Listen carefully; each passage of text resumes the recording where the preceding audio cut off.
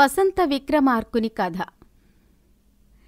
ధవళదుర్గం అనే రాజ్యాన్ని నందభోజుడు అనే రాజు పరిపాలిస్తూ ఉండేవాడు. అతని పాలనలో ప్రజలు ఆనందంగా సుఖ సంతోషాలతో ఉన్నారు. కాని నందభోజుడు, అతని పట్టపురాణి ముక్తావళీదేవి మాత్రం చాలా అసంతృప్తితో ఉండేవారు. ఎందుకంటే ఆ రాజదంపతులకు ఒక్కగానొక్క కొడుకు విజయవల్లభుడు ఉన్నాడు. అతనిని చిన్నతనం నుండి చాలా గారాబంగా అపురూపంగా పెంచడంతో లోకజ్ఞానం లేకుండా తన చుట్టూ ఉన్న ప్రపంచమే గొప్పది, తనకు తెలిసింది మాత్రమే జ్ఞానం అనుకునే మూర్ఖత్వం, అమాయకత్వాలతో ఉంటాడు. ఆస్థాన పశువైద్యుడు తన పక్కనే ఒక 2 నెలల వయసు ఉన్న ఒక లేడీ పిల్లని నడిపించుకుంటూ యువరాజు విజయవల్లభుడి మందిరానికి వచ్చి ఇలా అంటున్నాడు. యువరాజులకు ప్రణామాలు. ఇదిగోండి, గాయపడిందని తమరు నాకు వైద్యం కోసం ఇచ్చిన మీ లేడి పిల్లకి నయం చేసి తీసుకువచ్చాను అన్నాడు. వైద్యుడు చెప్పిన మాట విన్న యువరాజు ఆ లేడీ పిల్లవైపు చూస్తూ వైద్యుడితో ఇలా అంటున్నాడు. వైద్యులవారు, ఇది మేము ఇచ్చిన లేడి పిల్లలా లేదు, ఏంటి సంగతి? అదేమిటి యువరాజా, అది ముమ్మాటికి తమరు వైద్యం కోసం నాకు ఇచ్చిన లేడి పిల్లే అని చెప్పాడు. ఆ మాట వినగానే యువరాజుకి కోపం వచ్చింది. వెంటనే వైద్యుడితో ఇలా అంటున్నాడు. అబద్ధాలు చాలించు వైద్యుడా, నీవు చేసిన తప్పుకు తగిన శిక్ష వేయిస్తాము చూడు. యువరాజు మహారాజు నందభోజుడు దగ్గరికి వచ్చేసరికి మహారాజు తన మంత్రి చిత్రమంతునితో ఏదో చర్చలో ఉన్నాడు. ఇంతలో యువరాజు కోపంగా అక్కడికి వచ్చేశాడు. కాని రాజవైద్యుడు మాత్రం గుమ్మం దగ్గరే నిలుచుని ఉన్నాడు. కనీసం రాజు అనుమతి తీసుకుని అక్కడికి వెళ్లాలన్న జ్ఞానం కూడా తెలీదు ఆ యువరాజుకి. అక్కడికి వచ్చి కోపంగా తండ్రితో ఇలా అంటున్నాడు. నాన్నగారు, వెంటనే ఈ పశువైద్యుడికి చెరసాల శిక్ష విధించండి. అక్కడే ఆగిపోయావే, లోపలికి రా వైద్యుడా అన్నాడు. వైద్యుడు లోపలికి వచ్చాడు. అది చూసి రాజు ఇలా అంటున్నాడు. ఏం జరిగింది యువరాజా? ఎందుకు ఆ పశువైద్యుల వారికి శిక్ష? ఏం జరిగింది వైద్యులవారు అని అడిగాడు. ఆ మాటకి యువరాజు కోపంగా ఇలా అంటున్నాడు. అతని అపరాధం మేం చెప్తాం నాన్నగారు. 8 మాసాల నాడు మా బుజ్జి లేడిపిల్లని వైద్యం నిమిత్తం వారికి ఇచ్చాము. ఇవాళ ఈ పెద్ద లేడిని తీసుకువచ్చి మాకు అప్పగిస్తున్నారు. అంటే మా బుజ్జి లేడిపిల్లని ఏమి చేసినట్టు? మరో లేడిపిల్లని ఇచ్చి మమ్మల్ని మోసం చేయాలని చూసి దొరికిపోయాడు ఈ వైద్యుడు అన్నాడు. ఆ మాట విన్న మహారాజుకి విషయం అర్థమైంది. లోకజ్ఞానం లేని యువరాజుతో ఇలా అంటున్నాడు. సరే పుత్రా, ఆ వైద్యుల సంగతి మేము చూసుకుంటాం, మీరు వెళ్ళండి. మంచిది నాన్నగారు, కాస్త గట్టిగా చూడండి ఈ మోసగాడి సంగతి. క్షమించండి వైద్యులు, యువరాజు సంగతి మీకు తెలుసు కదా, లోకజ్ఞానం తక్కువ. 2 నెలల వ్యవధిలో ఒక జీవి ఎదుగుతుందన్న విషయం కూడా వారికి తెలీదు. అయ్యో, అదెంత మాట మహారాజా, మరి నేను వెళ్ళవచ్చా? వెళ్ళిరండి, కొంతకాలం యువరాజు కంటపడకుండా ఉండండి చాలు. లోపల జరుగుతున్న సంభాషణ మొత్తం గుమ్మం బయట అటుగా వెళ్లబోయి ఆగి వింటుంది లలితా ప్రియంవదాదేవి. ఈమె మహారాజుగారి మేనకోడలు.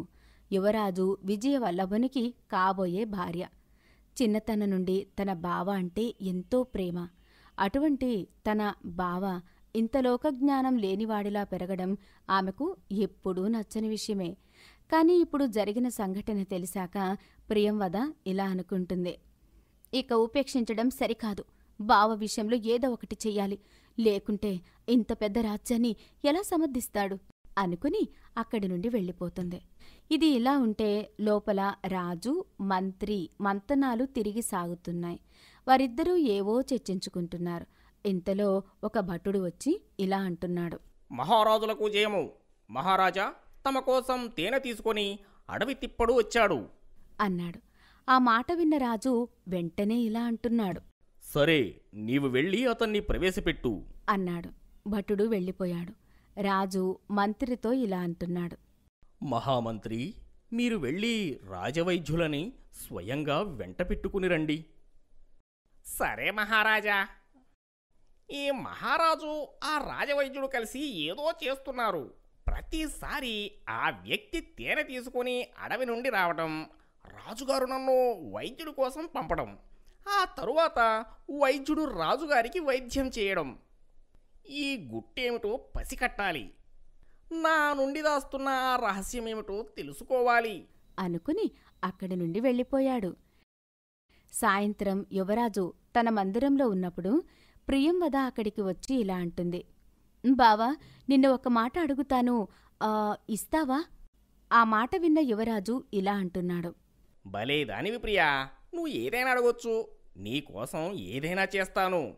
మరేమీ లేదు బావా, మన రాజ్యం పరిస్థితి చూస్తుంటే నాకు ఏదో అనుమానంగా అనిపిస్తోంది.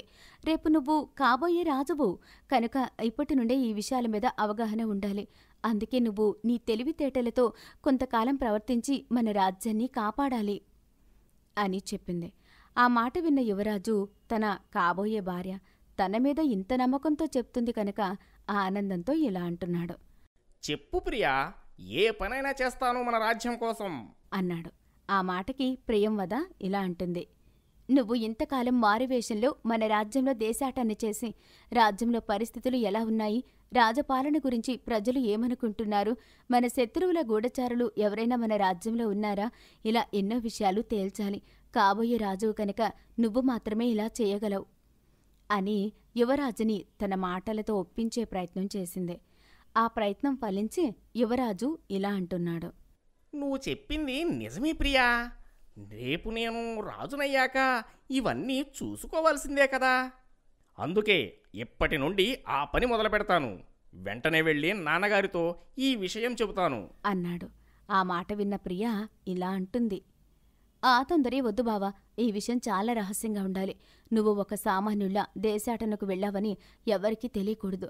నీకు, నాకు, అత్తయ్య మావేలకు తప్ప మహామంత్రికి ముఖ్యంగా తెలియకూడదు అని చెప్పింది. ఆ మాట విన్న యువరాజు ఇలా అంటున్నాడు. అవును, ఈ విషయం చాలా రహస్యంగా ఉండాలి. నేను నాన్నగారితో ఈ విషయం కూడా చెబుతాను అని తండ్రి గదిలోకి వెళ్ళాడు. ప్రియా మాత్రం అక్కడే ఆగిపోయింది. ఇంకా ఇలా అనుకుంటుంది. తప్పదు బావా, నువ్వు ఇలా అమాయకంగా లోకజ్ఞానం లేకుండా ఉంటే చాలదు. ఈ కోటలో ఉన్నంతవరకు నిన్ను వీళ్ళు ఇలానే తయారు చేస్తారు. బయట ప్రపంచం చూస్తేనే తప్ప నీకు లోకం అర్థం కాదు. నేను చేసింది తప్పైతే క్షమించు అనుకుంది. అటు తల్లిదండ్రుల దగ్గరికి వెళ్లిన యువరాజు తన ఉద్దేశాన్ని వాళ్లకి చెప్పాడు.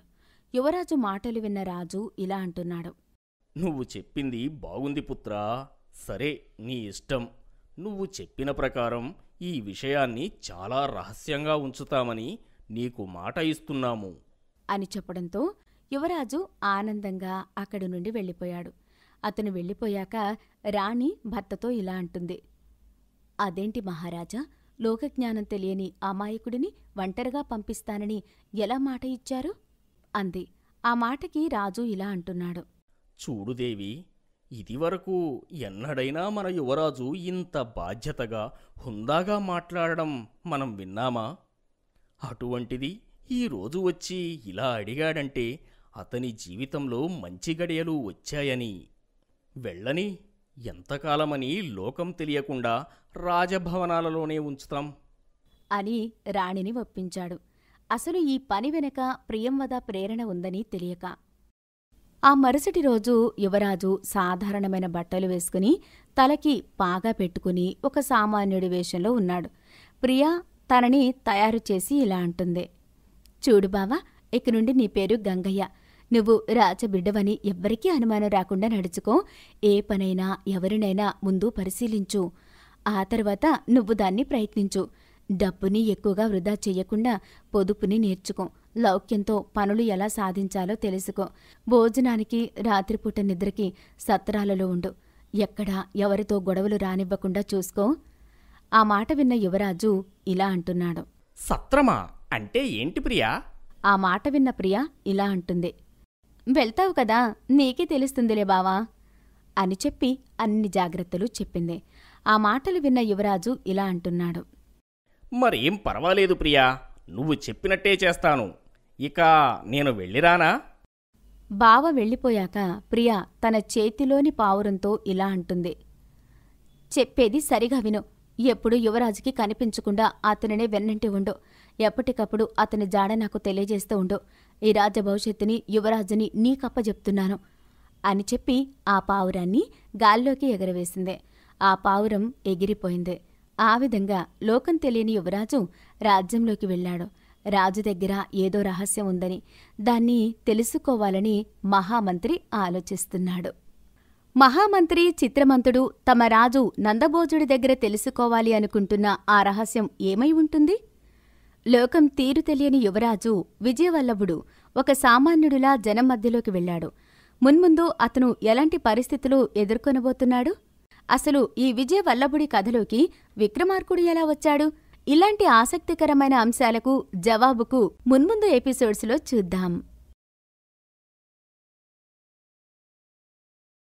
కథ చూసి వెళ్ళిపోవడం కాదు, నచ్చితే సబ్స్క్రైబ్ చేయండి, లైక్ చేయండి, కామెంట్ చేయండి. మరిన్ని మంచి కథల అప్డేట్ల కోసం బెల్ ఐకాన్ని గట్టిగా కొట్టడం మర్చిపోకండి.